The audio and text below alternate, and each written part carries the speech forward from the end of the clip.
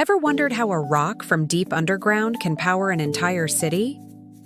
Today, we're embarking on an incredible journey, following the path of uranium from one of the most unique mines on Earth all the way to a nuclear power plant. Our story begins 450 meters beneath the surface in northern Saskatchewan, Canada, at the Cigar Lake mine. This isn't just any mine, it's home to the world's highest-grade uranium ore deposit. The ore here is so rich, it's about 100 times more concentrated than the global average. But mining it presents a massive challenge. The ore body is trapped in water-saturated, unstable sandstone. Trying to dig it out conventionally would be like trying to tunnel through wet sand. It would collapse instantly. So, how do they do it? With a mind-blowing feat of engineering, a giant artificial ice fortress. Engineers use a technique called ground freezing. They drill hundreds of pipes into the ground around the ore and circulate super-chilled brine, colder than minus 20 degrees Celsius. Over months, this creates a massive, frozen wall of rock and sand, completely encasing the ore body in a stable, impermeable barrier of ice.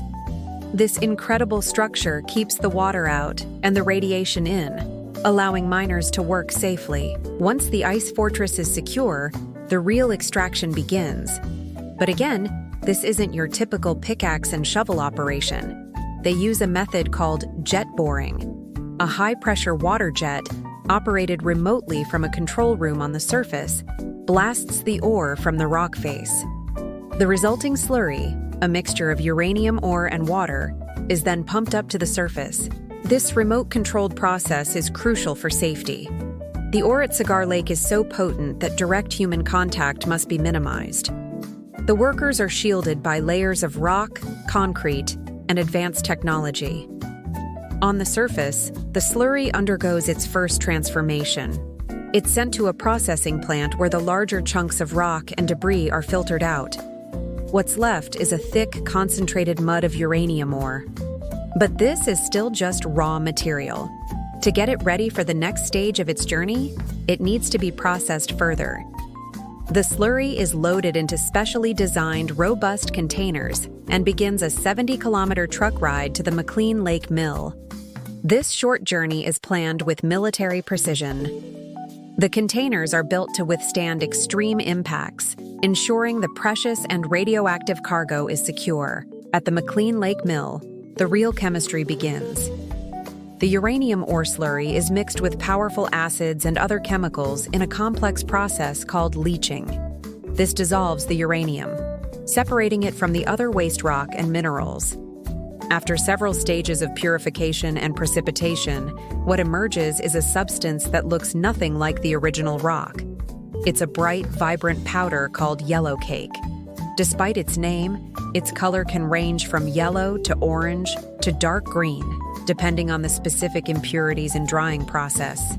This yellow cake is a concentrated uranium oxide, technically known as U3O8. Now, in a stable and transportable form, the yellow cake is packed into sealed drums and prepared for a much longer journey.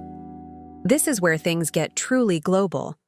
The yellow cake is transported by truck, train, and ship to conversion facilities, which could be thousands of miles away in countries like France, the United States, or Russia.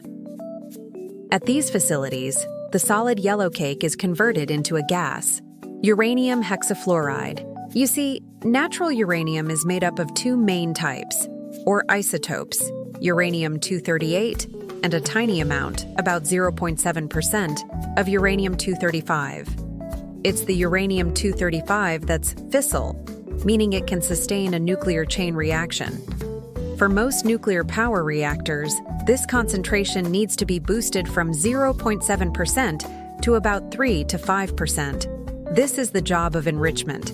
The gaseous UF6 is fed into thousands of rapidly spinning centrifuges. These machines spin at supersonic speeds, and because uranium-238 is slightly heavier than uranium-235, it gets pushed towards the outer wall of the centrifuge, while the lighter uranium-235 stays closer to the center. By linking thousands of these centrifuges together in a cascade, the concentration of uranium-235 is gradually increased. It's an incredibly energy-intensive and technologically sophisticated process, which is why only a handful of countries have the capability to do it. The depleted uranium, mostly U-238, is stored for potential future use, while the enriched UF6 gas moves to the final stage of fuel fabrication. At a fuel fabrication plant, the enriched UF6 gas is converted back into a solid, this time into a black powder, uranium dioxide, UO2. This powder is then pressed into small ceramic pellets, each about the size of a gummy bear. But don't let their small size fool you. A single one of these pellets contains the energy equivalent of nearly a ton of coal or 3 barrels of oil. These pellets are then stacked into long metal tubes made of a zirconium alloy. These tubes, called fuel rods, are bundled together to form what's known as a fuel assembly. A typical fuel assembly might contain over 200 fuel rods and stand about 4 meters tall. Finally, after a journey spanning thousands of miles and multiple transformations, these fuel assemblies are ready. They are transported to a nuclear power plant. Here, they are carefully loaded into the heart of the reactor core. Inside the reactor, a controlled nuclear fission chain reaction is initiated.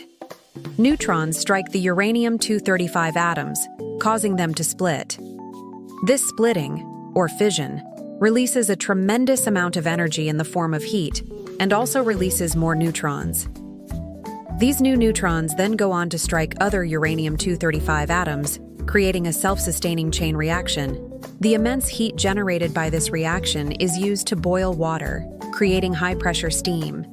This steam is then channeled to spin a massive turbine, which is connected to a generator.